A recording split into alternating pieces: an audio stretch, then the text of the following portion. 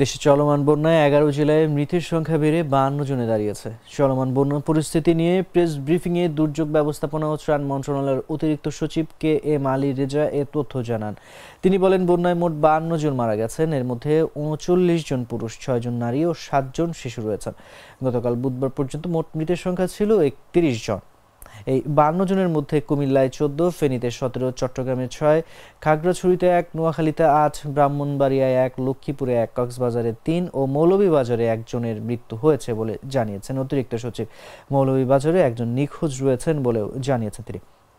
KM Ali Reza বলেন, সিলেট জেলা থেকে প্রাপ্ত আজকের তথ্য মোতাবেক বন্যার পরিস্থিতির সার্বিক উন্নতি হয়েছে।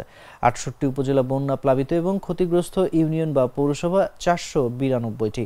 ১১ জেলায় মোট ১০,৭২,৫৭৯ পরিবার পানিবন্দী হয়ে পড়েছে।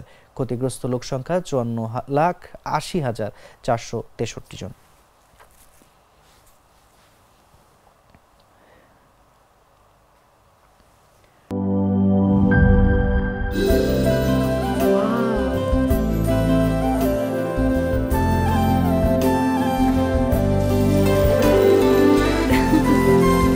এটা shine shine platinum advanced electroplating ও আর্কিটেকচারাল ডিজাইনে বাড়াই বাথরুমের আভিজাত্য। শাইন প্লাটিনাম, রুচির প্রশ্নে আপোষহীন।